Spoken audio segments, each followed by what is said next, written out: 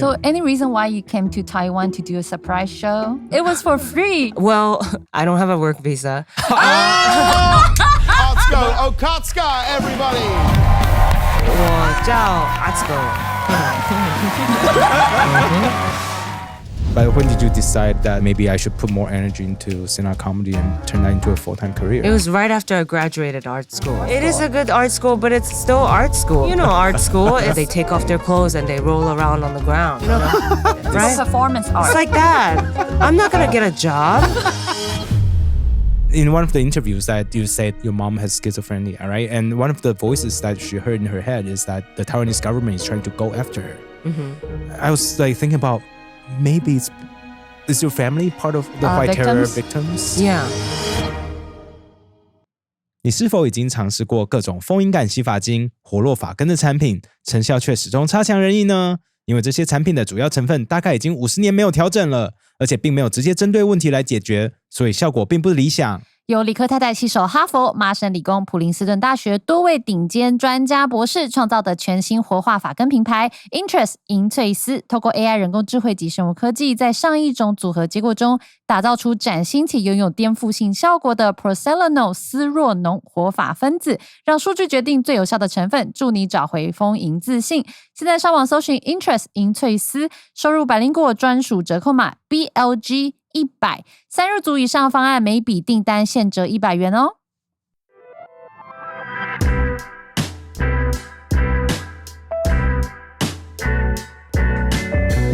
Welcome to the KK Show. This is Ken. 我是凯莉。今天我们很开心邀请世界巨星真的 Atsuko 来到我们现场。Oh my god! Wow. Thank you for having me. 谢谢你 Welcome 我来。Your Mandarin is awesome. My Mandarin is really good. 我刚刚说我 maybe 可以用中文 do this interview, but 已经 only 30秒了。I can't. I think you're doing very well, but I think thank you so much. Let's leave it at that. Okay, we'll do English. You'll have less listeners. No, it's okay. No, it's it's okay. okay. People love you. They will People try to love understand. you. Like I'll get my once American fans to listen. Oh, thank you. Thank you. Once you post your story about your coming to Taiwan, we at least got like 10 private messages saying that, oh my gosh, can you try to invite her to your show? I was like, we will definitely We'll try. try, but she's gosh. like so famous. We don't know if we can get her. Right? Oh, that's so sweet. Yeah. It worked. I told my family members to bug you guys. So that was my 10 family members writing you. I'm so glad they did. They reached out. Oh, Yeah, wow. I know. Cheers. Cheers. So, what brings you to Taiwan? Like, I heard on some interviews that you come to Taiwan pretty often. Not that often. This is like my second time in a long time. Oh, the last well, time was 2018. And yeah. before that, I can't remember when I was back. Oh, Yeah. I see. But you were Yeah. born in Taiwan, I was born in Taipei. but you don't remember anything. Oh, Yeah. well, just born. That's it, right? That's Like, it. I was born, but then they would bring me back from Japan when I was a kid. Oh, So I see. sometimes, like I even went to some like preschool or a little bit of kindergarten here too. Oh, really? Yeah. Oh. But just for like a couple of months, and then they would bring me back to Japan. It was very confusing, and so, The language is confusing too, right? Language is confusing. I didn't really know Mandarin until I moved to America.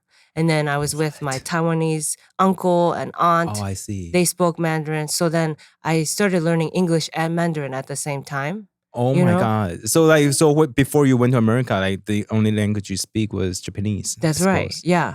So I was learning English and Chinese at the same time.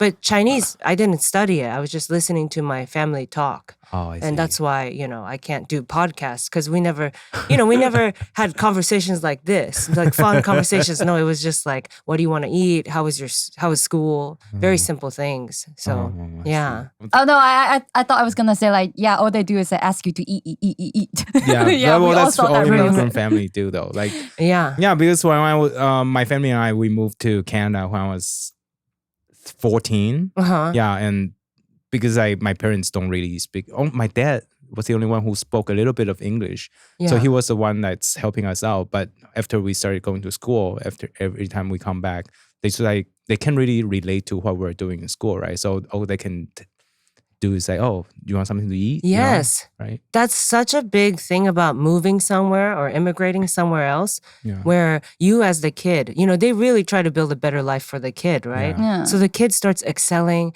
Their English or whatever new language gets better and better, and the parents get left behind, So hopefully they can find friends, but we get to make new friends. We get to learn the language. We get to go to college maybe, get to work. So it's really, that's a heartbreaking part of immigrating, I think, I think so, where your too. parents are like, oh, I can't even help you with your homework. Yeah, because they're kind of like stay there, stuck in the like this stage of their life, but we just keep on moving forward, right? Oh, for sure. Yeah. But I thought you guys live in LA with your family. So do they have a lot of like Taiwanese/Chinese immigrant friends there?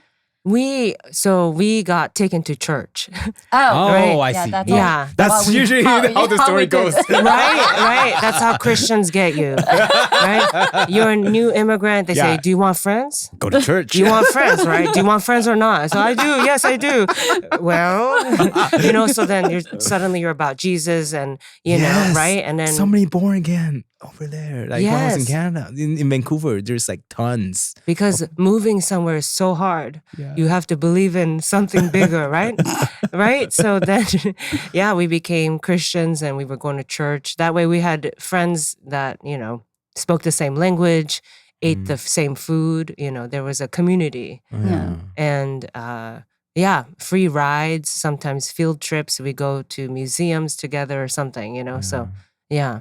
But do you still go to church now? No. Okay. No. I already learned the language and I was like, okay, thank you so much. I already learned English. I'm going to, go out to the world now. To the real world now. Mm-hmm. Yeah. Church was good. Thank you for feeding me.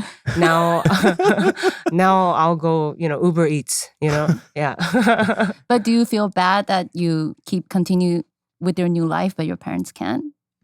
Yeah, all the time. I think that's something that's like a little bit of a guilt. That's why I do everything with my family, So when I came to Taiwan in 2018, it was for my honeymoon with my husband. Oh, wow. But then you brought them with you? I brought my grandma, I brought my mom, I brought my dad, I brought his ex-wife. Who does that? Your dad, you're a strange dad. Your Japanese dad. My Japanese dad, yeah. What? Yeah, I brought all of them together because... What's wrong with you? Oh, a lot. I mean, I'm a comedian. I'm not well. You think you're not? Understand, you think you're talking to? Yeah, I'm not a But it's because I always want to recreate what we didn't have in the past. Oh. I always think, now that I can, now that I have money and have found a career, now I can go and rebuild the family I've always wanted, because my parents got divorced when I was 1. So, I always had to see them separately. And we were poor, so we couldn't take many vacations. But now I can take my family to vacations, So I do everything with them. And, But did they like the idea of bringing I have so everyone many together on the questions. same trip? How was that honeymoon like? It was chaotic. It was so insane. Do not ever do it. There's so many personalities, so many fights, right? And my husband, my poor husband, he just wanted to marry me, Yeah. And and it's our honeymoon. It's supposed to be romantic, just me and him on the beach, But it's me and him on the beach, and my grandma and my mom being like, "Hey, wait for us," It's what I mean. And they're just always, and they're slow, so we have to wait for them physically.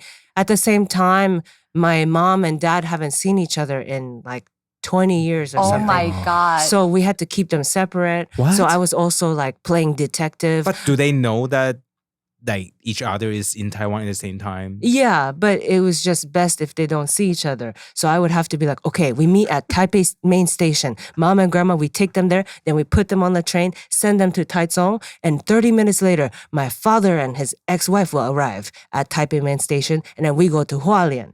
I had crazy. My God. It was a lot of planning, not enough time for romance or fun with my husband. So the whole time I was trying to distract him, because he didn't ask for this. Yeah. So I would be like, oh, look, Taiwan, people, streets, new language, huh? So fun, right? So that he's Exotic. not overwhelmed by my family drama that I created, But I will say after that dramatic honeymoon, right, my husband stayed with me. So, I am that charming. So I do things like that. When I go on tour, if it's a nice place like Hawaii, I will try to take my mom and grandma too. I always do that because I have that guilt. You feel like you're obligated to do it? Yeah, I feel like I have that guilt. I left them behind. In America, my mom has no friends. And my grandma doesn't drive. My mom doesn't drive. So, but I get to have all these friends. I get to be on TV.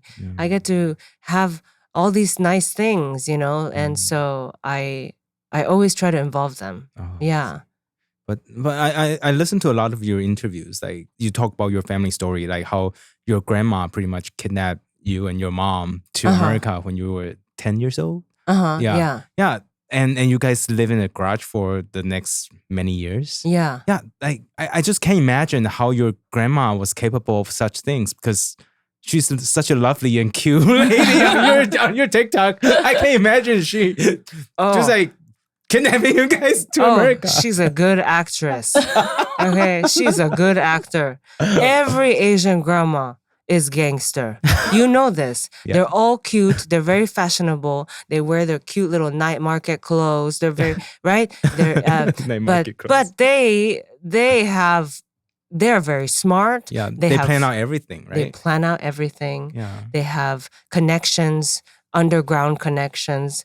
They have other grandmas that they can call for discounts on, right? Anything that you want. Yeah. They have hookups to it.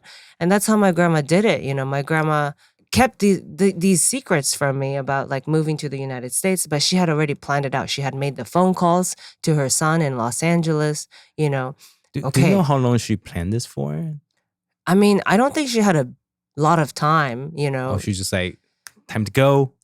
Time just to for go. Vacation. Right. Just to like call her son and say, we're going, be prepared.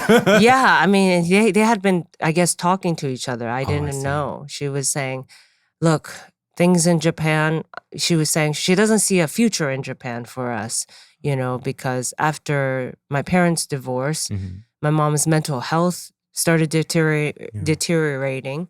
And her depression, her schizophrenia, it was getting really bad. Even in Japan, my mom had no friends and she always stayed at home. And she got really suicidal at one point.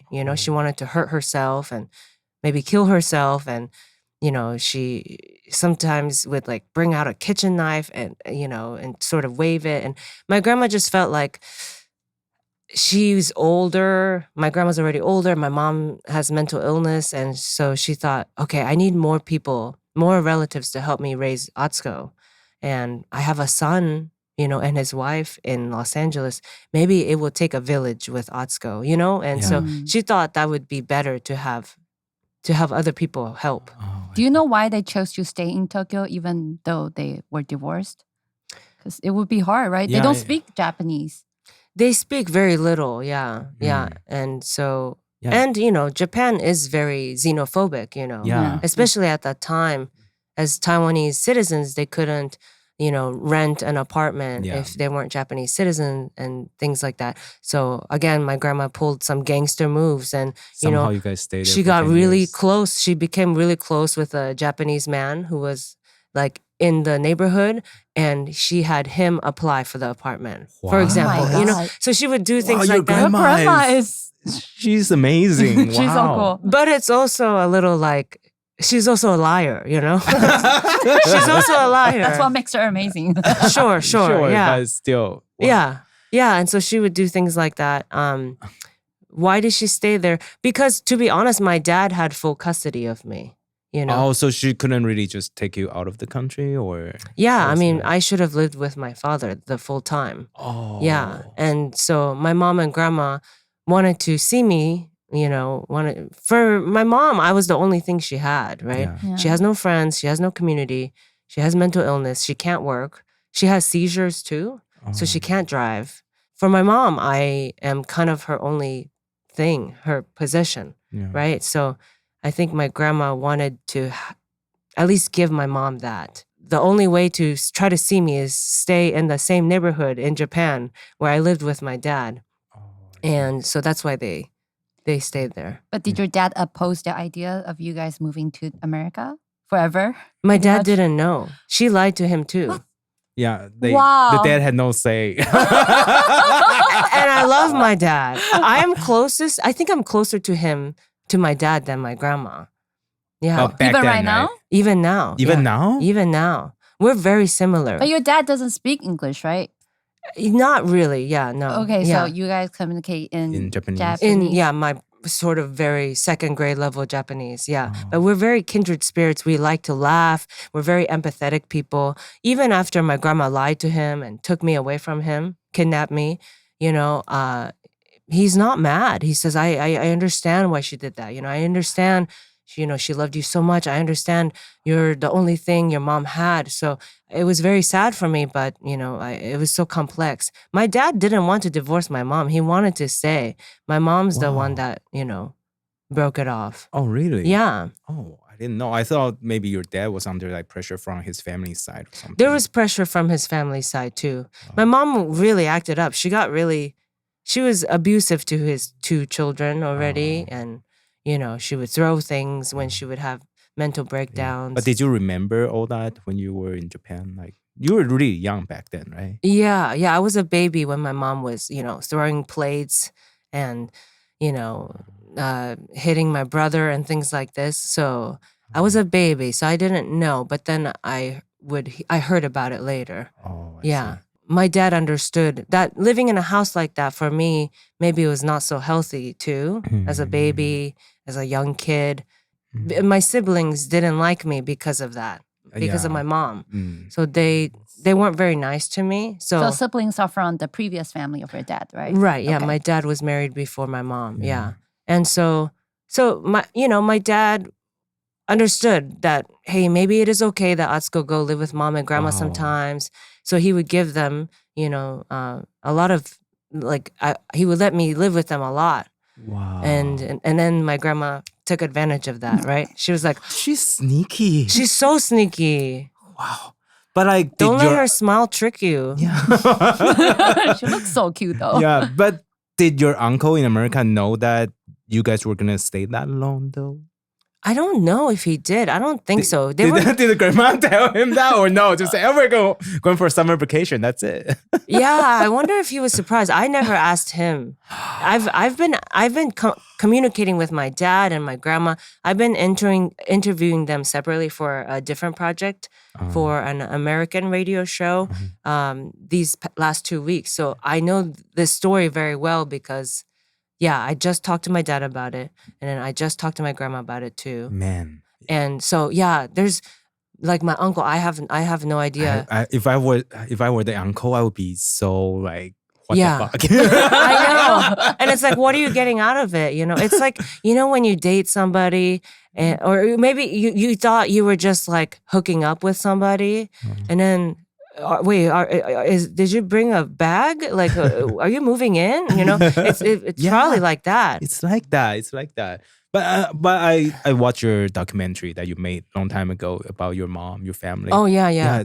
First of all, I just want to say that it's so real and so raw. I just think that you are so courageous for putting that out there. And you just said that you were like the only thing that your mom was attached to, right? I think I can totally see that in your documentary, especially the last 2 minutes. You guys were in a tram or something. Yeah. But just the way she look at the camera and look at you, it's just love. I know. Yeah. Right? So when I saw the last few minutes, I was like, I almost broke down. I was like, oh my God. Oh. Yeah. Wow, so you're beautiful. a strong person. Most people break down. Oh, so I didn't. I'm so sorry. Yeah. No, it's okay. I'll get you next You're time. cold. I'll get you next time. Just like, yeah, I just think that you're so brave for sharing the story with the world, like how your mom has mental illness and how your upbringing was like, It's hard. But what was it like to stay in a garage? Yeah. Undocumented for 7 years with your grandma and mom? In your uncle's garage. What was it like? It's not enough space for that many personalities. She has 7 people talking to her. So yeah, I guess, it is it's crowded. Yeah. It's really crowded. But I just thought that when you say living in a garage, I thought you meant it as a joke. But did you? I thought your uncle would let you guys in the house or something. Just like, did you guys really only stay in the garage? Yeah, I mean, we would sometimes have dinners in the front house together. Yeah. You know, sometimes they would have church friends over. I see. We would go to the front house in the living room and we would watch TV together and things like that. So it wasn't, it wasn't like Cinderella. It wasn't like okay. Yeah, it wasn't like just It's not like dim, Harry Potter. No lights. Yeah, Harry Potter just waiting for an owl to tell me, this has been a lie. Maybe I was waiting for Hollywood to call. Maybe I've seen you singing in your garage. This is your moment. You will be famous or whatever. It wasn't so sad because I think, being undocumented, I didn't even know I was undocumented until I wanted to drive. And I asked my grandma, I said, hey, all my friends are starting to drive. Can I try to go get my driver's license? And she was like, oh, you can't because you don't have a social security number. You're not, you're not properly ID'd in America. But you could still go to school and doing everything else. Yeah, so America allows for a lot of things, even if you don't have the right papers.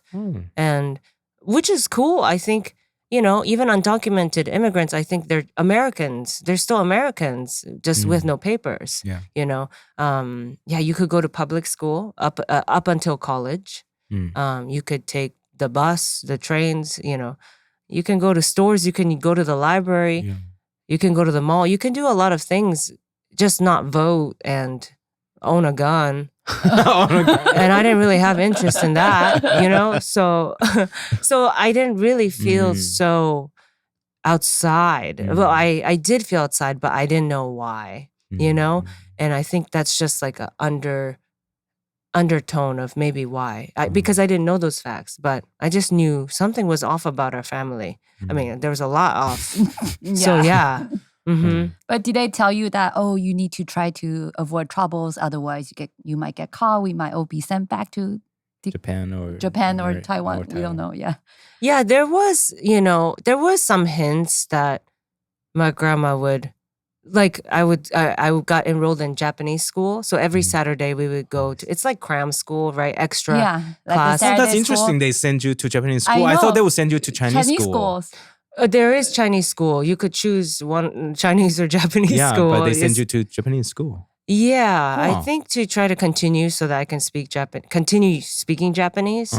I wonder why. I wonder if that's why. Yeah, because both of them speaks Mandarin, right? Your grandma and your mom. Yeah. So they still send you to Japanese school. I just think that's an interesting choice. Yeah, I know. Or else I could do this interview in Mandarin, right? That would be nice if they did that. But no, I don't think so. The Japanese school helped? No. I know, right? So this is where I was going. The Japanese school I went to was a really bad one because that's the one I could go to because I didn't have papers. The other one, the really good Japanese school, is from like 8 a.m. to 5 p.m. The strict one. with good lunch and great teachers, and your Japanese gets really good if you go there. I couldn't go to that one. And that was closer to where we were living too. We could get there in 2 minutes walking, right? But that one is more expensive. But every week, we would pass that school. Oh, goodbye. And then we have to walk to the one 30 minutes away. Oh my God. The bad school where my Japanese got worse. Only 3 hours of learning, but not really learning. We just play. We did origami. We would watch TV, and that's because I didn't have papers. And I begged to go to the better school. I said, why can't I go to that one? She said, can I at least go attend classes? And she said, no, it's really best if you just keep going to the other school and try not to even show yourself there. Don't talk about how you can't go, So stuff like that maybe as a kid I didn't really know, but it's probably because of legal reasons, right? Yeah. But do you feel like they should have told you a little more straightforward so you could understand, or it doesn't matter? Yeah, of course. Yeah, everything. You should always tell your kids things. You should never keep secrets if you can. Because learning later that they were lying, sometimes it's way harder. you know? Yeah, but when you first moved to the States, like when you first going to school, like was there culture shock? Like what was it like? Because you didn't really speak English, right? Mm-hmm. Yeah, You were learning and you were learning Japanese in the weekend. and you were pretty much learning Mandarin and English at the same time. What was school like for you? Like how did you fit in? Yeah, school was a lot because I was still in shock about staying in America too. You were not prepared, right? Yeah, so, you know, it was hard to find the motivation to try because you go, okay, hi, like I'm here to learn, but maybe I won't learn so hard because, you know, I'm going back to Japan in and like you don't 1 even month. know when your grandma is gonna kidnap you next, right? Yeah, Like, I don't know. Yeah, maybe next month I'm living in Korea. I don't know. I don't know what is going on. So, you know, it's not like I think and I didn't know the language, so it was hard for me to make friends anyway. I was very quiet. I was a shy kid.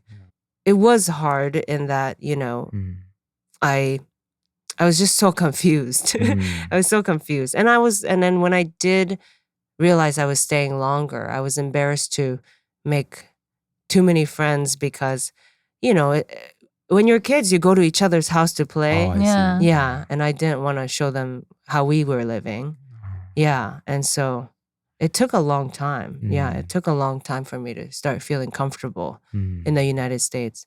Yeah. But then in high school, you joined a cheerleading squad, right? I did. Yeah. Yeah, your cheerleading squad sounds really badass. Like They were so cool. Yeah, they were so cool. Are you Maybe still- too cool. Too fast. I went from being so shy, yeah, like having you no were friends, super cool. Like, to all cheerleading my friends get in fights. I was like, where was the middle ground, you know?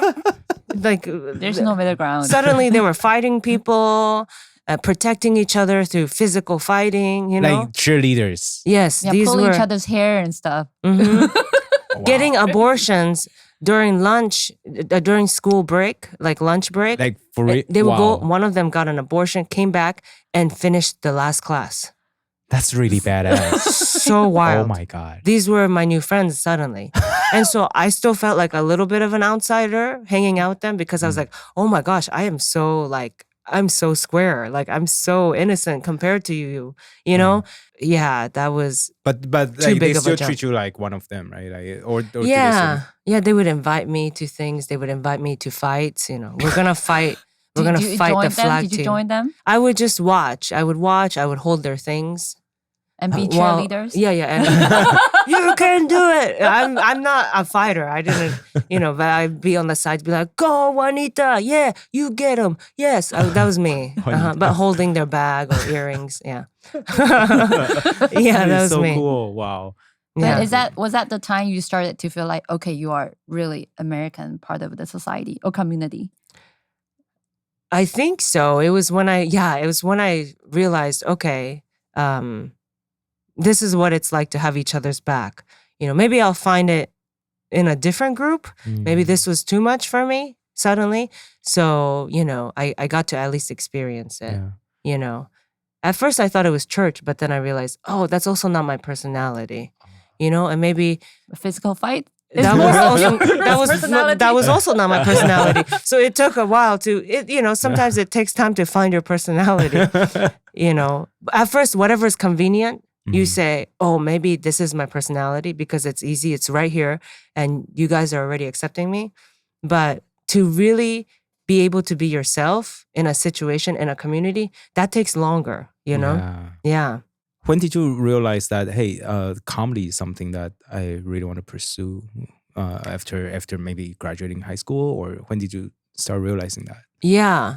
I loved, you know, making people laugh as a kid whenever I got the chance because I was shy. Yeah. But I would always remember things about people. If something was a weird situation, I would think, that's weird. That's funny. My teacher has been engaged to her boyfriend for 12 years. He still hasn't proposed. You know, things like that I would keep in mind. And then one time our teacher didn't come to class. She had a substitute.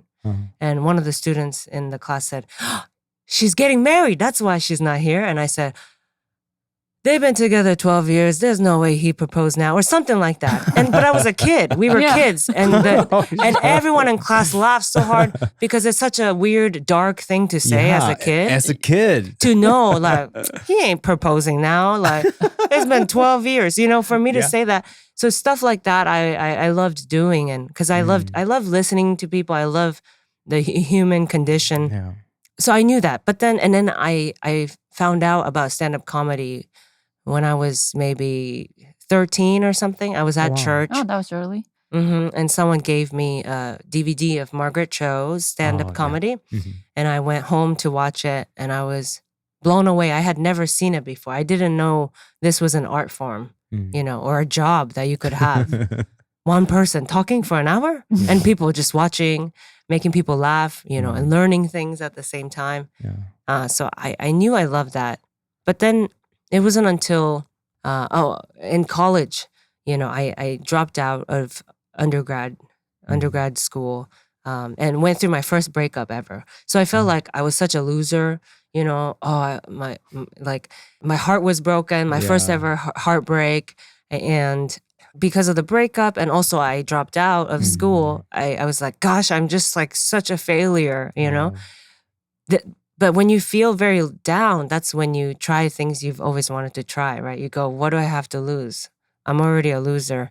I might as well try comedy, something I've always wanted to try. I can't get any lower now, But right? did you walk in the random comedy club, or No. you took classes first? I took classes, yeah. I took a class on the internet. I went on Craigslist. Oh, wow. And luckily, it was an actual class. Yeah. Yeah, not like I don't know, random like killer or something. I know, Yeah, totally. Because there's the Craigslist killer. Yeah. Craigslist killer. Yeah, there was a whole back documentary. Then, Yeah, totally. I could have died. In the back of a van and just like, you're Totally. gone. But you know what? At that time in America, if you're a woman doing stand-up comedy, very fewer women were doing it. Yeah. If you just showed up to a comedy club to start stand-up, you could also die too, or go Was that missing. not real? Oh, come on. I think so. Or at least get harassed or something, Or it's hard to fit in, or not even to get a spot for open mic. Totally. And some guy will say something weird to you or ask you out or say something about your body, you know what I mean? Yeah, Either way, you were rough. going to be uncomfortable. So why not take a class on the internet? Like that I found on the internet. And it was an all-women class. So it was also like a very safe space. And yeah, that's how I started. But also Right. the comedy scene in Taiwan is still very young, I think. It's like 15 years. It's not like America, it's super competitive. Clubs everywhere. It's still pretty controversial now. In Taiwan, In Taiwan, To do stand-up? I mean, a lot of context is sometimes it's it's all kinds of, it covers all kinds of topics, right? Yeah, Stand-up so in comedy. Taiwan, I think people are just still trying to find the line of what you can make fun of and what you cannot, and what's funny or not, and should we laugh at this or shouldn't we laugh at this? Because Right. Taiwan has complicated history. Of course, with, yeah. with China, with Japan, and even with our government, So people are like, oh my God, should we make fun of the person who fought for our democracy or not? Stuff like that. So, Right. No, I think it's just all about that we don't really appreciate people to be too expressive in general in our culture I compared think- to the US. I think Taiwanese people are so expressive. Oh, yeah? I think we're pretty expressive. Come on, look at the old-time TV shows. Like, I mean, Zhuge Liang. Yeah, that's it's- true. But Yeah. it's different. I feel more at home in Taiwan than in Japan. Well, for Oh, yeah, sure, right? compared to Japan, yes. is more like, you gotta behave certain way. You shouldn't You need to fit in. speak outside. your Yeah. lane. I mean, that's why comedy in Japan, I think, had a harder time being original. Oh, really? Yeah. But they have their like mancai. Yeah, I think They Japan have have their their own own way. form of comedy, right? For sure. But the then you two-person repeat thing. that same The kind of formalized- structure. Yeah. true. Over and Yeah. over. It's the same style. Because in Japan, you have to go to a school to become a comedian. One particular school, it's called the Yoshimoto School. There's one in Osaka and there's one in Tokyo. And they're an agency too. Yeah. So it's like Taiwan, if you want to become a celebrity, you go through an agency. And then Yeah, I think you're on every variety TV show. You're on every talk show. You're in commercials. You're in movies, right? And maybe you have a career for many, many, many, many years, right? Like that's how it until works you're in Japan. 90 or something, right? And it's the same in Japan, but with comedy, if you want to be a comedian, you should try to be. You can't just start going to comedy clubs and become a comedian. You have to go through this school and agency. The hierarchy that you need to and follow. because of that, a lot of them sound very similar. Their perspective, their point of view. You know, it's a lot of physical comedy, right? A lot of like, you know, it's not stand-up comedy. You don't talk politics at all in Japanese comedy. You know, so I think Taiwan is actually very expressive. Compared to that, yes, of course. Compared to Japan. And doesn't Brian Tseng talk politics too? And right, in his comedy and stuff like that? I mean, we all talk about politics. The thing is, in Chinese or in Taiwanese culture, there's a saying that it's better to be humor if you make fun of only yourself, not to other people. So that's something that's still pretty mainstream, that people would assume that, oh, it's not funny because you're attacking other people. You're trying to make fun of other people. Then that's not good. So I think people are still, like I say, trying to find a line. See? Right. Sure.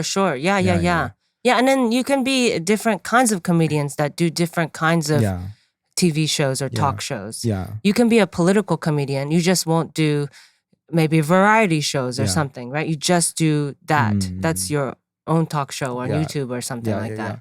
Also, like roasting is really new in Taiwan too. Roasting. Roasting. We've only been doing roasting for like 2-3 years, probably. Like 3 years. Like big shows. Like big shows has only happened for 2 years. So it's still a new thing. So sometimes live audience love it, but if you put it on the internet, then people might. A lot of people get so, really oh my God, how can you say that kind of Sure. jokes? You know, how can you say that kind of jokes? Yeah, I What don't- kind of person are you? You're a monster for saying that. I know. Oh my, you hurt his feelings. And he's like, no, they This probably person know what's needs to going be a on. serial killer to say that. Yeah, something like Wow. It's really, Sometimes, so it's really sometimes. new. No, this, I don't like trend. roasting either. I'm not a roast hard. comedian at all. I don't really like to make fun of other people either. The only roast I did was for a Super Bowl commercial. For Mr. Peanut? Yes. That's why I said yes. I said roasting a cartoon character, that's perfect for me. Are you kidding me? That's so up my alley. That's so my interest, you know? Something stupid. I only do stupid things like that. And so, yeah, roasting is hard for me too. But the more, Taiwan is exposed to different kinds of comedy styles, roasting, political comedy, silly comedy, physical comedy. I just think that then the audience can figure out which kind of comedy they like. Yeah. And, it just expands the knowledge even more. And it also can bring more people to do comedy, right? They find that maybe they're good at physical comedies. They will come in and do it. Totally, Right? It's really cool. So any reason why you came to Taiwan to do a surprise show? Yeah. Well, I wasn't there. supposed to. It was for free. It was a huge It was hit. for free. I Oh my saw God. the video. It was so fucking crowded. I was there. I was like, oh my God, I'm going to die. Yeah, Kylie sent me a video saying that she could not get in. I was like, oh my God, there's a club. Like, you cannot get into a comedy club? How is that And possible? it's English. Yeah, I mean, like, That's the for thing, time. that's in Yeah. English. 100 people got turned away. I know. Oh my They couldn't God. get in. And yeah, well, why was it free? I don't have a work visa. But also, I see. yeah. Like volunteering work. It's charity. I did it for the good people of Taiwan. Also, I did it for my ego. No, for my pride. No, I wasn't supposed to do a show at all. It was supposed to be vacation and to come back to Taiwan. My grandma had to do some business in Taichung. She had to collect. Also, you brought your grandma again this time. Right. Everyone. Okay. But then. she had to get her like retirement money from I see. Taichung. I see. The government is also handing out like $6,000 for everyone. For free. Who are For free. Taiwanese? Yeah, For we're all Taiwanese. Where I'm gonna tell her this. Oh, yeah. I'm sure she already knows. She probably She's knows. gangster. Knowing her, That's like $200. she collected like 3 times the 6,000. She'd somehow pretended to be other people too. Who knows? That's so Knowing her, But so we came back for that, and with COVID, we were in Japan right before this, so we were like, well, Taiwan's right there, and I have relatives there. I love coming. I love coming home to my people in Taiwan and Japan. So it was just a vacation, but you know. I thought it was like a makeup honeymoon for your husband, and then you start bringing your whole family again. Kylie, Oh yeah. you think I've changed? No. No, I'm still the same person. 今天的干爹呢，我们的老听众一定非常熟悉，就是 NordVPN， 大家都知道吧？就是 VPN 大王，它可以帮大家做什么呢？假设你今天在台湾，但是你想要追全世界其他国家在台湾没有播的剧，你只要透过 NordVPN 就可以做到。那我们最近有非常多的海外新听众，你们就是需要 NordVPN 帮你们听到更多我们的节目哦。还有啊 ，NordVPN 的 Threat Protection 技术可以帮你挡掉那些讨人厌的恶意软体啊、钓鱼网站啊，甚至是看了就让人烦到一个爆炸的弹出式广告，都可以一次解决。这次 NordVPN 依然提供教徒的 VPN 优惠，只要搜寻 nordvpn.com/kkVPN 或是输入Bailingguo优惠码 KKVPN。现在最新优惠价格，购买2年方案还享4个月的优惠，平均1个月只要不到1杯咖啡价钱，就能大大提升你的网络体验。另外还有30天试用期，可以随时取消哦。You know, I had seen that after my HBO special came out, I had more fans from Taiwan and Japan, and they've been asking me to perform here. I'm doing bigger shows in Asia in 2024, like beginning of. I'll do bigger, I'll get the work visa and the right paperwork and do bigger like theater shows. So, you know, I didn't need to do a comedy show in Taiwan, but I wanted to. I love my fans so much. I love interacting with them so much. So I was like, I'm going to give this to them, you know, while I'm here and see what happens. And what That'll be fun. Yeah. Yeah, so you Because pretty much we are going to LA to have the live podcast too. Oh, cool. Yeah, we Yeah. went to Japan at the we end of went last year. Yeah, I went to Tokyo, Tokyo. End of last year. Oh, cool. Yeah. So It was was a it lot like of fun. your We Taiwanese didn't have fans work there? visa either, Yeah, we so- have we have Taiwanese and a lot of just Mandarin speaking fans. So Oh, cool. so a lot of people listen in Japan. Yeah, so people we from went, Hong Kong, China. Oh, Yeah. awesome. And some Japanese who try to learn Yeah, Chinese as well. There were Yeah. Japanese people showing up. I was like, what the hell is going on? Right, right. Yeah, they say they are learning Mandarin. They were and like, stuff. take us with you. Please.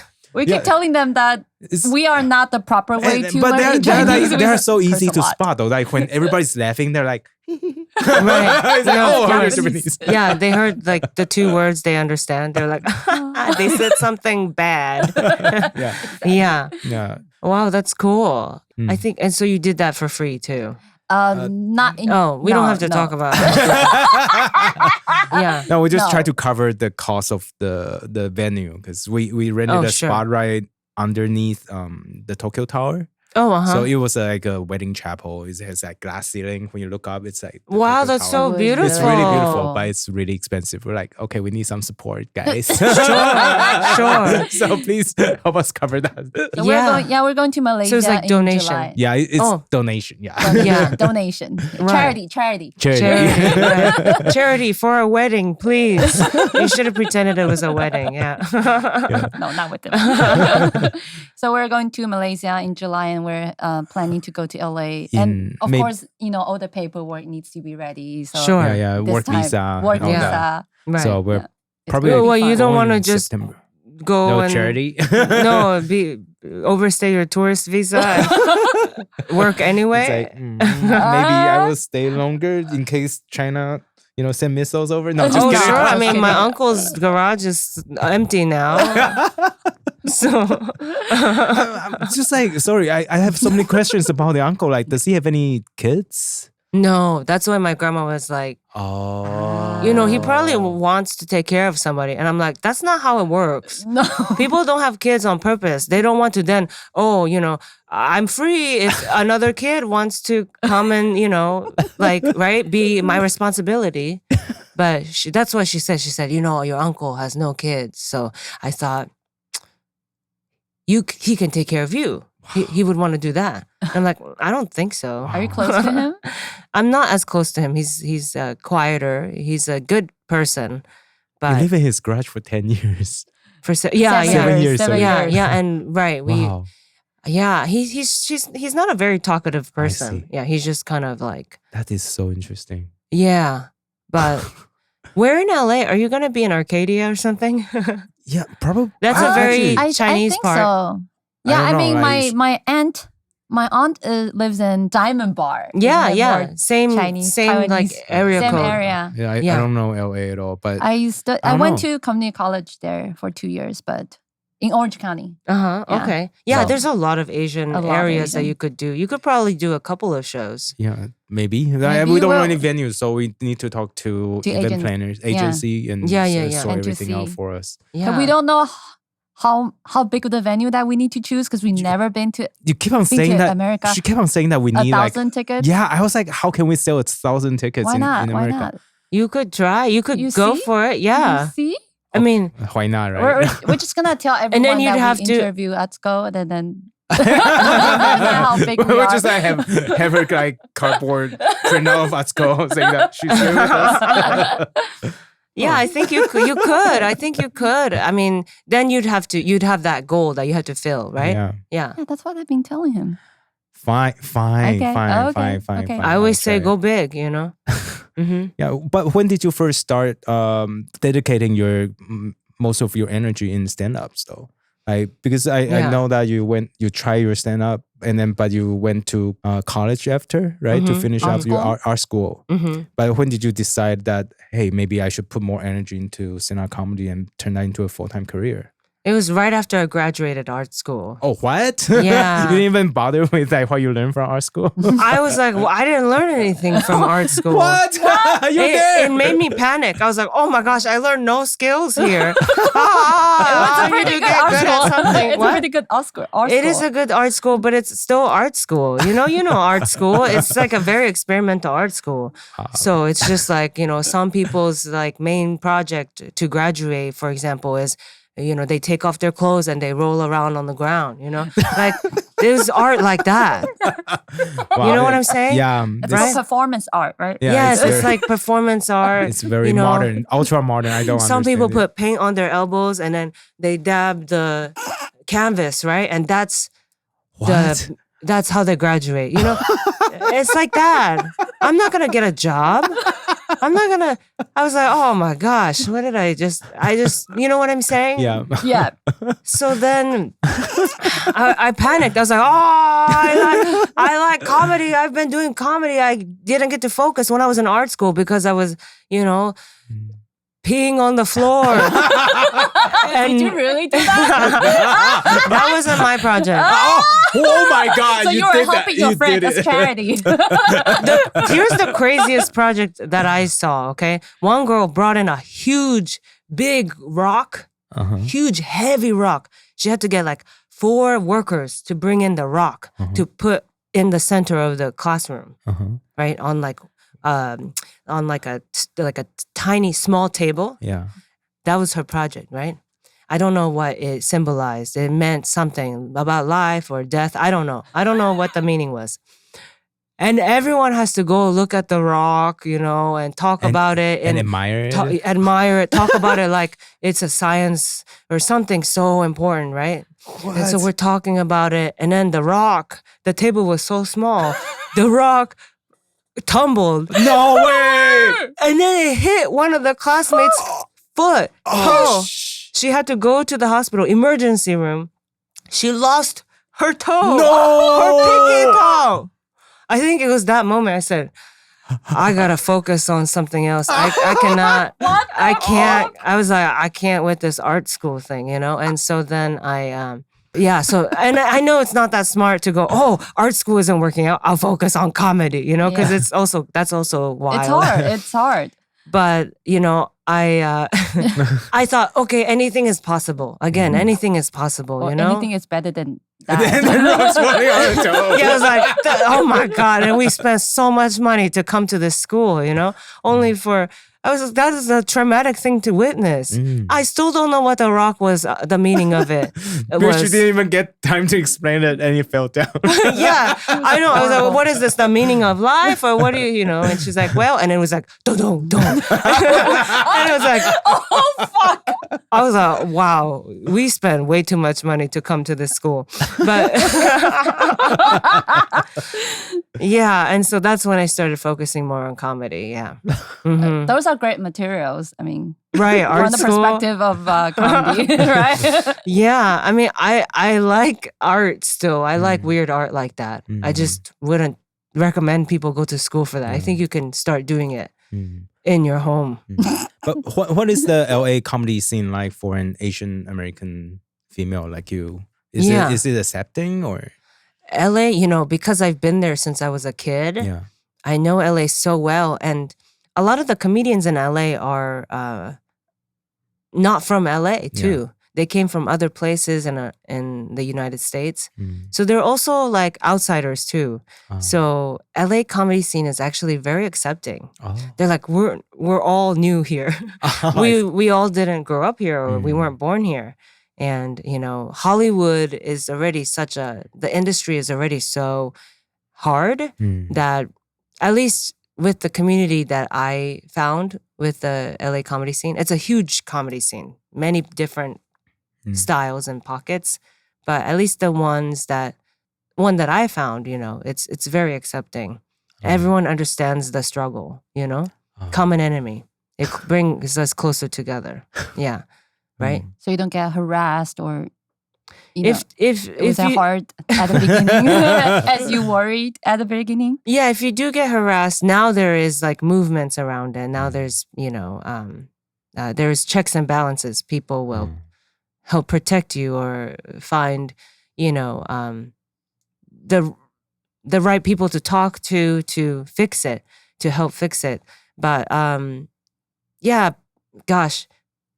back in the day it was still hard because Hollywood is, it's not just a smaller comedy scene, right? A comedy scene responds to the industry, right? What the TV people, the movie people. The whole entertainment industry, right? Yeah. So if the whole entertainment industry is not accepting yet, then who cares if the comedy community is accepting? If TV still won't cast Asians, or Black people, it's like, okay, but the goal is to get to TV to and the top, movies. Yeah. And so they both had to have conversations. They both had to match each other, And so that still takes time. Back in the day, TV was only showing a certain kind of comedians. Yeah. Just very set up punchline, observational. Isn't it weird that this and that? Or whatever. Jerry Seinfeld types, right? And so then the comedy community was also responding to that and become a lot of people doing that, right? Yes. And so the weirdos, the people who talk like cartoon characters like me, or look like me, we wouldn't get as much stage time or something like that. So that was a thing back then. But now I think it's equalizing more. It's becoming more equal. The TV and movies are listening more to what the people want. Yeah, because we speak to some of the people who work there or work in the industry. They say that after Crazy Rich Asian, a lot of things changed, right? Yeah. I think this year is great for Asian Americans. Yeah, yay, Michelle Yao. Yeah, totally. Now she's in everything, right? Yeah. But with everything everywhere all at once, then American Born Chinese. Yeah. And then my stand-up special just won an award. And then Shang Wang, also a Taiwanese American comedian with his Netflix special. Dr. Jason. And then there's another TV series that just came out called Beef with Ali Wong. And I saw that one. That's what I'm saying with TV shows responding, like, the entertainment industry responding, it makes it easier for maybe new comedians to start, because they can show up to a club and people won't be like, wait, what are you going to talk about? What's your style like? I've never seen this before. People aren't as scared anymore, so that's good. Oh, but I saw your special Intruder. I love your style. It's like, thank you. Because when you walk on stage, when you started dancing, and then you started painting, I was like, what's going on? Did she just use up all her energy? But you still bring up more energy and make people laugh. I love it. And just like the way you dance and the way you move. Yeah. It's so hilarious. It's unique in your own way. Yeah. It's just you. It's very unique. Very unique. The tempo that you deliver your lines, it's very different. It's very unique. Right. Yeah. I don't talk very fast. And I'm very physical because I learned English by watching cartoons. Oh. That might make sense. Right? Yeah. The way, sometimes I deliver things like I'm about to cry, that's, Yeah. and, but that's me emphasizing something that I care about, and, right? Yeah. And I watched a lot of cartoons, and of course that's how I'm going to entertain too. And I'm physical, like a cartoon character sometimes. Yeah. And so that influenced my style a lot. Yeah. Is there any special reason why you chose HBO over other platforms? Yeah, I mean, HBO is I know, I wish it was more international so that people didn't have to get a VPN and download it to watch it. Yeah, we tried everything, but we still watched it. I tried very hard, but I watched it. I'm so glad. I'm so glad. It's really good. Try. No, seriously, Taiwanese people, Just do try. your best and try to find it. I'm so sorry. I know. He was asking, I said, Kylie, do you have American credit card? So yeah, I can buy? HBO Max needs American credit card. Oh, is that right? Yeah, Oh my I was gosh. like, what? Oh my gosh. That's what I should have provided the people in the audience last night. Your American Your credit card. Yeah, they can borrow it for the next month and then they just mail it back to me. Just pass it down to your friends. Oh my gosh. Yeah, I feel so bad. Yeah, HBO is like a very prestigious brand in America. Of course. Yeah. A lot of the comedians who have done very unique styles of comedy, I like Gerard Carmichael, I watched on there, and and so I love Netflix, and I think that I do want to aim for trying to go more international next round. Now that I know I have so many fans internationally too. Yeah, I always want to meet my fans. So Next time. Yeah. Yes, next time with my new hour that I'm touring right now. Oh, so Yeah. this are you filming it too? Like, Yeah, I'll tape it as a special, and then cool. it'll be a more international platform for sure. Nice. Next time, yeah. How long does it usually take for you to prepare for special? Yeah. So I started touring like for it was like a year, almost like a year. But for what became The Intruder, that took 6 months. Yeah. So the first 6 That's months, fast. I was doing a different hour. I mean, Oh. it was similar. fast. It was similar. Yes. But then The Intruder came to our house, and it helped me figure out a structure, right? Yeah. And the storytelling, and then new jokes came in. So that took like 6 months. But yeah. I just love the structure of the whole intruder story, though. You use the intruder and fill in the gap with your family story and how you grow up and Right. everything, and just tie everything together. I just have to say it again. I know I said it, but I absolutely love this thank version. I know, you. try harder, our audience. Yeah, Try. seriously, you guys. Try. You Try. can't get it. Yeah, or maybe that's Don't give up. maybe that's the hour I'll do when I come to Taiwan in 2024. Who knows? Yeah, since you can't see it. Yeah. Right? Yeah. Yeah, that's yeah, true. Yeah.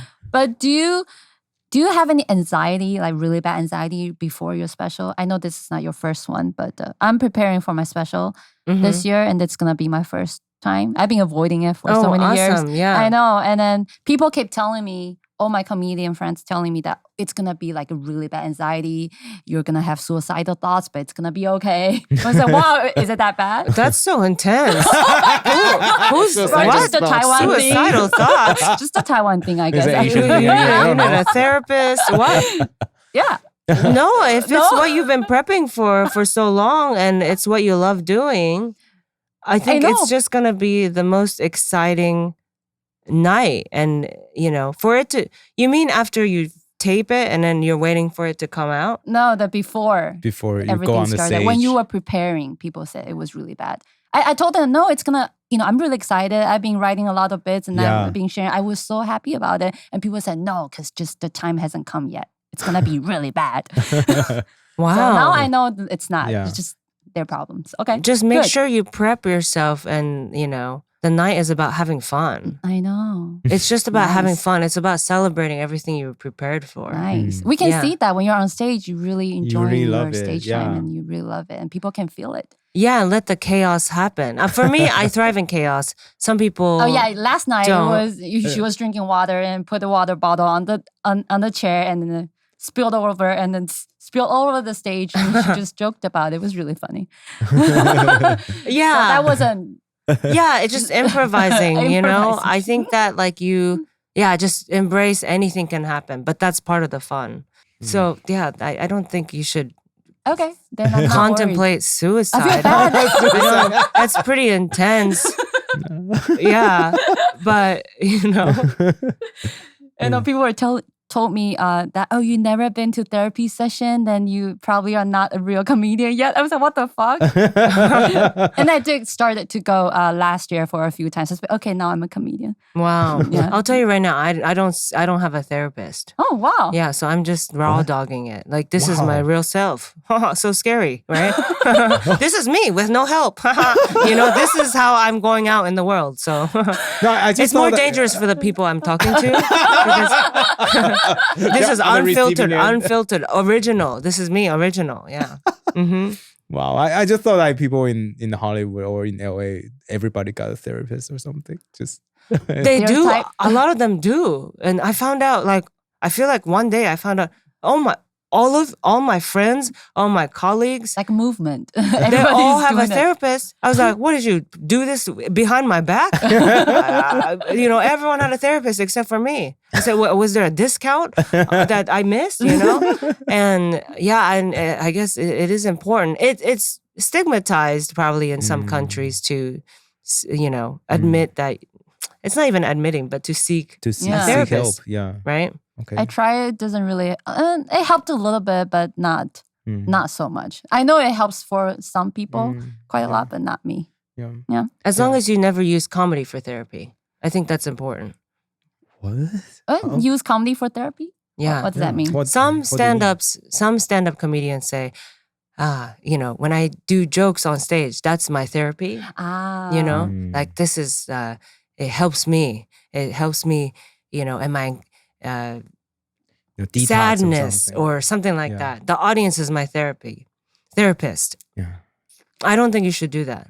No. Yeah. I mean, they helped, of course, but But- not. If it's like your main source of help, that would be bad. Yeah. Yeah. And it's a service industry, you know. We're like we're entertainers. Yeah. So I think your jokes should be ready for the audience. You know, it shouldn't be like, as much as you can, because they pay tickets to come see you. Yeah. I try not to be like, oh, so today I had a bad day. Just improvising, you know. Yeah. Some people are The pretty good at train that. was late. though. Yeah. Some people are really good. No, for sure. But I try to write as much as I can before I get on stage. I will improvise too, but try not to dump too much on the audience, because I just see it as it's a profession, you know. Yeah, I agree. Yeah. I agree. Yeah. Have you ever tried to write anything in Chinese? Because you mentioned that yesterday at 2-3 Comedy, or it was just a joke. That I try to write something in Mandarin. Oh, Yeah, in Mandarin. I just said that I'm doing the same show after that show Yeah. in Mandarin, but that was that I was just okay. joking. That was improvising. Okay. Yeah, I was improvising because there was somebody translating for her friend Oh, I see. right in front of me. And yeah, and so I just said that. Okay. But yeah, no, I've never tried to write it, but I've like tried to make people laugh in Mandarin. Yeah. But now that you're successful and making some money now, I know that in some interviews you say your uncle in Taichung has been helping your family out for the past few years, right? When you guys first moved to America. Mm-hmm. Do you need to pay them back? Yeah, do you need to pay the Right. uncle back? You know, I never asked. And yeah, why would I ask? That's true. But you feel Because like you then need he to might do something it for might them? remind him. Do you feel like you need to do something for them? Like buy gifts for them? Oh, all to the show time. Appreciation. All the time. Every time I see him, I'm like really nice to him and bringing him gifts, bringing his wife gifts. Yeah, the guilt is there. No, because I see that in your like mini documentary, like your grandma just came back from Taiwan, right? And she brought so many things like clothes for you, and she brought a camera. Say, hey, your uncle want to give you this camera. Oh my gosh, yeah. Yeah, I was like, wow, this uncle is still very nice after so many years. I know. Still giving gifts. I know. I'm like, the pressure's too much. Like, I don't know how to act around him. I'm not myself. I'm just like, I can totally imagine. you know, yeah. I just feel like, oh, do you want a massage? Everything is like, oh my God. I'm just like, oh, it's so hot. I'm just taking an umbrella, you know, covering his head. You know what I mean? I'm not myself around him. Yeah. So yeah, I want to, it would be nice to take that pressure off, to one day just write a big check or something and be like, here, now, let's just hang out as like uncle and niece. Just a regular uncle and niece. Can we just like, be no normal? Dads, you know? Yeah, can we just be No normal emotional now? dads. Wow. Yeah. So heavy though, like with all that kind of burden. But that's just part of her. Yeah. right? I can Yeah, it's see my that. own Yeah. guilt. Some people will have no problem, right? Being like, yeah, so he gave us money, so what? You know, but I'm not like that. I'm like, okay, should I buy him a car? What do I do? You know? He probably doesn't need it though. No, I know. He's like, I'm a doctor, bitch. I've been one, you know, yeah. Yeah. So since your grandma is so like popular right now, you know, on the internet, on your account, everybody loves her. Does she start getting dates, like romantic dates that people ask her out? Oh, I wish. She's like 88. 88. 88. But she can still go on a date. I want her to, but she still takes care of my mom. And so she's just so pragmatic. She's very caretaker mentality. She's always like, no, nothing for me. Nothing for me. We've been like, you should date. You should get a boyfriend. She's like, no. And it's like, and she goes to bed early. She has a lot of stomach problems. If she could get a boyfriend that would just hang out with her for like 2 hours a day. Yeah, that would be nice. Yeah. My grandma was really happy when... What do you mean, nursing home? No. Yeah, and at the nursing home, she went to the daily, just in the morning nursing home. Oh, I And then, see. like, In some- Taiwan. in Taiwan. We got this thing like just like elderly people can go to like senior centers and meet up with other people Yeah, and just like hang out on weekdays. Oh, yeah. during the on weekdays. Yeah, something like that. Yeah. That would be That good. would be really nice. Yeah, and then, you know, if she finds love there, you know, and it can be convenient because she likes to, now she's been alone for so many years, right? She lost her husband when she was, I think, 28 years old. What? So she's been single for 60 years. 60 years. Not to Right. have sex. Yeah, I know. Just dry. So dry. Dry. So when we take her to the acupuncturist, they're like, your grandma's dry. Like everything, her mouth, her skin doesn't even produce. And I'm like, yeah, she hasn't been touched romantically in 60 years. And so I don't know. I think if she had Or like can sex, you pay someone to I let her happy? I think she would die. I think for the first time in 60 years, because I think her heart would stop. I don't think she could handle that. 'Cause I saw that you took your grandma to Magic Mike show, right? I thought she was gonna die. I got so worried, yeah, because they were dancing on her, you know, and I was like checking her pulse. I was like, is it high? I'm like, oh, you have high blood pressure. She already has high blood pressure. You know, it's just so much. Romance is a lot of energy, you know, right? Yeah. When you like someone, you think about them all the time. You get dizzy. You're unwell. You don't eat. You know, right? Yeah. Yeah, that's true. And I It could think kill an old person to Yeah. be in love. and your grandma has been through so much, right? So I don't know if finding a love for her wouldn't be that easy because with Just her like life, a friend, right? Yeah, a Sometimes. friend. I guess a so, friend yeah. to hang out. It's A not like friend they're that's gonna like so- have Okay. sex or something. yeah, but I mean, just like For someone fun. who's Yeah. you know, I think Sorry, I'm so sorry. she's It's okay. like really good at trapping people, right? So maybe Right. she can trap someone. I don't know. Yeah, someone to just chat with her and maybe like touch her boobs, once in a while, like play with them for like a couple minutes, and then she can giggle, and then they go their separate ways for the day. Yeah, I you know. agree. I always remember my grandma told us that, oh, you know, my boobs are so big, but no one is using it. I wish I can just give you guys. There's just like, I said, no, not that. Too old. Yeah, she has a lot to give there Yeah. too. Same with my grandma, and so it would be cool. She's talking about trying to move here actually. Oh, Oh, really? wow. Moving back Move to Taiwan? back. Yeah. After so many years abroad, finally thinking about moving back. She loves it here. People are just so nice to her. They love the elders here. The healthcare system is so Yeah, great healthcare is for pretty good. seniors. Yeah, it's great in Taiwan. And these programs, these senior centers, you know, she can communicate. Exactly. Maybe she can learn mahjong or something. Yeah, but I just like think your grandma is a true fighter though. Like she picked up English, right? Like without really knowing the language, but after so many years, I guess She was an English teacher here. Oh, What? what? I didn't know she was an English. So There's so many generations of Taiwanese students who are failing trying to speak English because my grandma was their teacher. Oh, no, like you're not messing So with me. many You're not generations. messing with me. Right? My grandma taught English for 30 years in What? Taiwan. Ask me if she knows English. What? I'm so sorry. I watched your video. I thought she picked up English when she was in LA. She was teaching English teacher. people. She should go to jail. She was teaching nice, good Sorry, Taiwanese Grandma. people.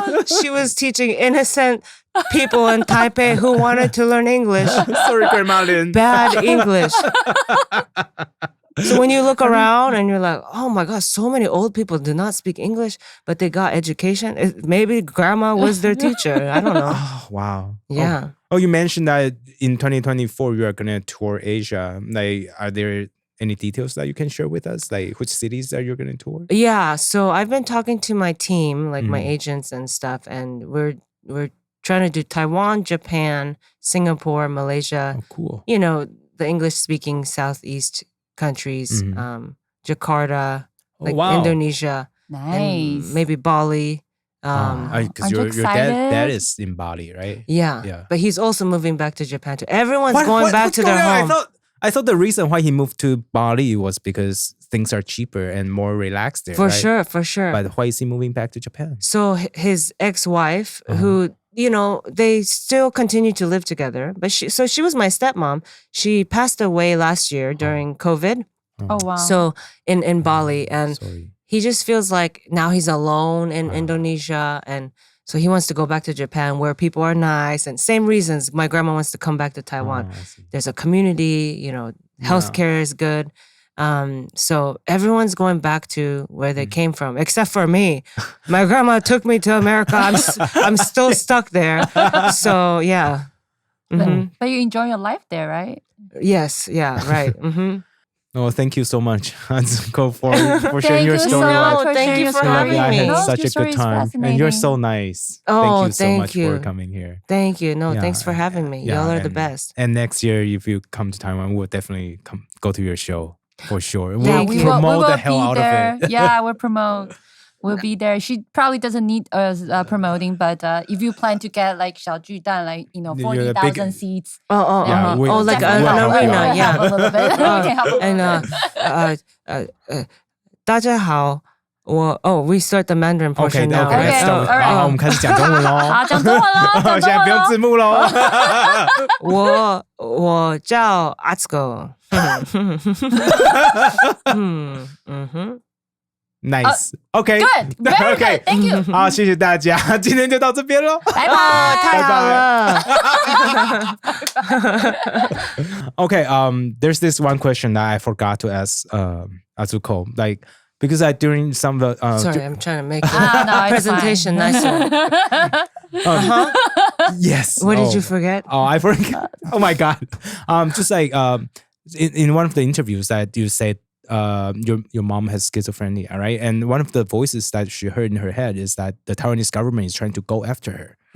And just like I was like thinking about maybe it's probably the KMT government that she was thinking of, or is your family part of The white terror, the white terror victims? victims? Yeah, Oh, so your grandpa was. that's right. That's why my Oh, grandma. shit. I didn't talk about it earlier because I was like, I don't know if I should talk about it on like It's anything a family Taiwanese. story. Yes. Yeah. So my grandma, when I said that she's been single since she was 28. Yeah. Yeah, it's because my grandpa, was one of the The white terror victim. right. Yeah, and he was living in Neipu. Yeah, like Where's Neipu? Neipu is like near Pingdong. I think it's Oh. maybe a part of Pingdong. Uh-huh. And it's like this they call it the house, Sangsha, like under a mountain. It's a very small village.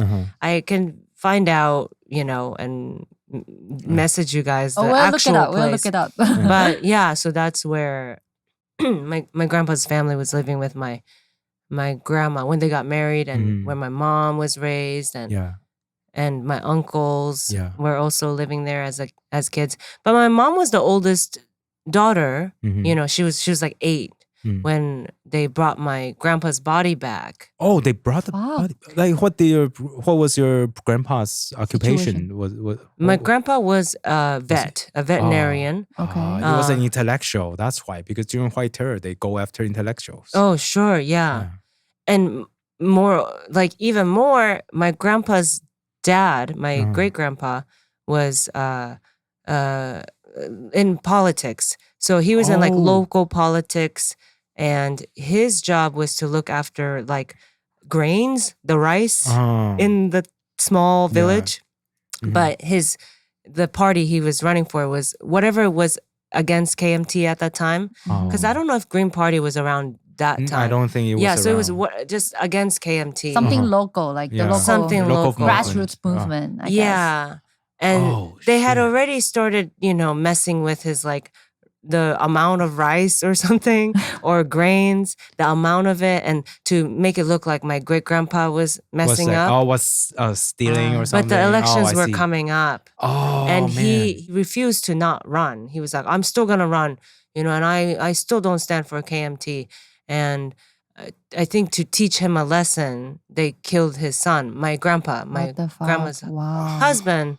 But they made it seem like it was a car accident, Wow. And so when they brought his body back, my grandma already knew there was a lot of harassment already, with the elections coming up, harassment against my great grandpa. Oh my God. And when they brought the body back, they were like, do you want to do an investigation? Oh, And my they grandma were- was scared. Oh So my God, assholes. she said, no, it's okay.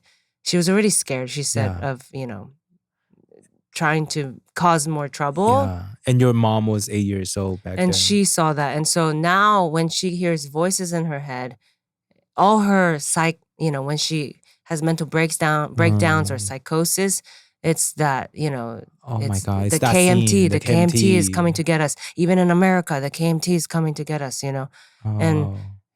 she's not wrong. There was already a shooting. I don't know if you saw it at the church. And then I think, just watching what's happening with China, and she can see that in American news too. So she just feels like it's closer and closer. Everything's coming back, right? Oh, because my the God. news is so intense about it again. Yeah, because in America, I'm pretty sure in America, like news these days, Taiwan shows up a lot, right? Because I'm pretty sure back in the days, and Taiwan the president's don't get there mentioned. right now. For her, it was a big heartbreak. That's how she lost her father. Yeah. And then she started getting seizures because of an injury in school. So that's just when a lot of sadness started, Accumulated. Yeah. And so now that the politics, it's kind of back again, right? It's sometimes the voices are more intense now than ever. Yeah. But do you guys talk about politics at home though? We don't. Not with my mom and grandma. They don't. Yeah. But I know. I was able to figure it out just like this past year, I think, that this is what's been the cause of a lot of you just figured her, this out past year. like past year or two. Past year or two. Because my grandma kept saying, she has these 7 voices in her head that are like supposedly KMT. My grandma's always like, she's crazy. And I'm like, wait, no, but there's something to that. Yeah, why KMT, right? Of all the voices, there's got to be a reason. And that's the reason. I feel like my mom never got therapy to talk about her losing her dad, and my grandma had to raise 3 kids on her own. So she would leave my mom with her, neighbors or relatives while she would take her 2 sons with her to Taipei to teach English, which, which, whether, wow. and Okay. right. And then my mom would get left behind. And so, there's a lot of sadness where, and so, anyway, I didn't know I could talk about that. course. No, Of course. totally. Wow. But yeah, I don't know. I know it's. That's so sad. But I mean, those stories resonate with a lot of people in Taiwan. Because it happens a lot in Taiwan. Like a lot of Taiwanese Americans, they escaped Taiwan because of KMT prosecutions back then. Mm-hmm. Yeah, and they couldn't come back. And a lot of them went there to study, and they got onto this blacklist. So they cannot come back to Taiwan for the longest time. So it's super sad. Like even if they have like family members in Taiwan back then and got ill, they could not come back. It was a really scary time. Like our ex-president was a professional spy when he was a student in Harvard. Like, wow, I didn't know that. Yeah, he go to those people joked about it the whole time. But he now. go to those Taiwan independence or Taiwan democracy movement and take pictures and turn those students turn those students in and make them like blacklisted. Wow. And he become our ex-president. It's pretty funny, to be honest. That's so wild. Because like from my impression, the president now, like Taiwanese people that I've talked to, I feel like they're not huge fans of hers. I mean, I think a lot of young people still really support her. Just that she's been in power for so many years. Once you're in power for so many years, people criticize the government. I think that's just the natural things. Yeah, but isn't she on her last year anyway? Yeah, she's on her last year. That's why people are more critical of her. Just like, last years of, I don't know, Obama. So there's like probably more voices like criticizing his past policies, Oh, so it's I the see. same thing with her because she has been in power for 8 years, right? Yeah. So people are like, oh my God, you've been in power too long. It's, like all these things that probably like your party has done is probably don't look good now. So it's all on her, stuff like that. Oh, sure. Okay. Yeah. But just politics, right? But it's nothing like in particular, like she's like the most hated one. No, not like that. No, she's not. But she's like the first Green Party president in a long time.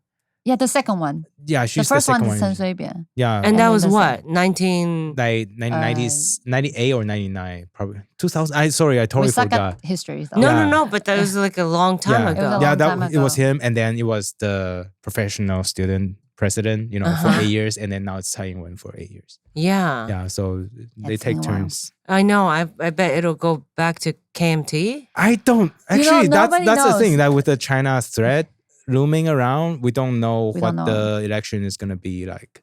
Yeah. So it's kind of intense now, but people still try to make the best out of it. Yeah, my that's relatives in Taiwan, in Tainan, Yeah. are like, oh, the helicopters. We just hear the helicopters every day now. Yeah, because Yeah. China flies their fighter jets over All the time. right? Right, And right. especially Taiwan is our president is in States. China is pissed. So they're flying more fighter jets to our air defense zone or something like that. Yeah. So our Air Force has to go up and say, hey, get out of here. Right. Yeah, so... Do you think, how do they do it? Do you think it's a sway or do you think it's like, they just show up and then they know to go away? Yeah, the thing is they try not to have any like real confrontation. So it's really hard to draw a line. Yeah, it's more like your annoying neighbor, It's like they park their car just a little bit, one wheel on your lawn, that kind of thing. It's like, why did you do that? It's like, get out of here. And they're like, hey, and then they drive off. It's stuff like that. It's like just annoying. They're just pestering you all the time. Just trying to. Really annoying. They try to make you go into like mental breakdown or something. But Sure. So we have to be strong, Taiwanese people. Yeah. It's like. Yeah. Oh my gosh. Do you think this is my last time in No, Taiwan? hope not. Hope No, not. definitely not. There's no way. There's no way. It's Yeah. pretty good. So next time you come, it's still a free place to say whatever you want. Oh my God. I know that's part of the reason why we always encourage everyone to say whatever we believe, because Taiwan is probably the only country In the world. Mandarin-speaking world that's still free. Yeah. It's like, Right? of all the countries that speaks Mandarin, Taiwan is the only place that you can really speak freely, right? Yeah. No So, censorship. So no censorship. Right. No consequences. So I know. we try to protect it. yeah, some countries I like Malaysia. Brian, he's gonna be touring there. He told me that he has to like submit transcript and stuff. Yeah. It's pretty. It's Yeah, pretty I've serious. performed different, there. yeah. Yeah, there's Yeah. a lot of rules. Yeah. It is a little bit different. So that's why Kylie and I, we invest in a comedy club too. We try to, protect our freedom of speech, try to encourage people to come out and, embrace this art. Yeah. Yeah. No, that's cool. Thanks for doing that. Thanks. Yeah. Yeah, we love this. Okay, thank you, Atsuko. Thank you. you.